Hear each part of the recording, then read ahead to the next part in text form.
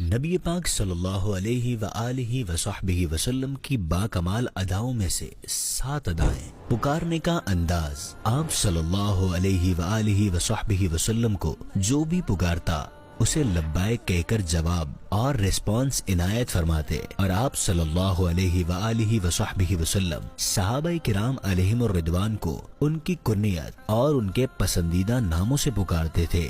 بات سننے کا انداز، اگر کوئی شخص آپ صلی اللہ علیہ وآلہ وصحبہ وسلم کے کان میں وسپر کرتا تو جب تک اس کی بات مکمل نہ ہو جاتی اپنا سر مبارک اس کے منہ سے دور نہ فرماتے۔ صحابہ کرام میں بیٹھنے کا انداز، صحابہ کرام علیہم الرضوان مجلس میں حاضر ہوتے تو آپ صلی اللہ علیہ وآلہ وصحبہ وسلم کبھی پاؤں پھیلا کر نہیں بیٹھتے تھے۔ مہمان نوازی کا انداز، ملاقات کے لیے اگر کوئی حاضر ہوتا تو بعض اوقات اس کے لیے اپنی چادر بچھاتے بلکہ اپنی سیٹ بھی پیش کر دیا کرتے تھے۔ گفتگو کا انداز، آپ صلی اللہ علیہ وآلہ وصحبہ وسلم نہایت وقار کے ساتھ اس طرح ٹھہر ٹھہر کر گفتگو فرماتے کہ اگر کوئی آپ کے جملوں کو گننا چاہتا تو گن سکتا تھا۔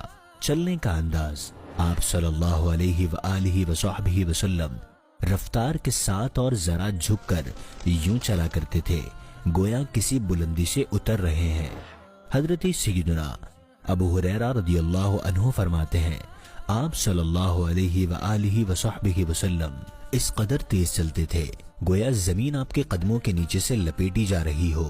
ہم آپ کے ساتھ چلنے میں ہانپنے لگتے تھے مگر آپ صلی اللہ علیہ وآلہ وصحبہ وسلم بغیر کسی ڈیفیکلٹی کے تیز رفتاری کے ساتھ چلتے رہتے۔ خوشبو کا تحفہ، آپ صلی اللہ علیہ وآلہ وصحبہ وسلم خوشبو کا تحفہ کبھی واپس نہیں کرتے تھے بلکہ فرماتے خوشبو کا تحفہ رد مت کرو کیونکہ یہ جنت سے نکلی ہے۔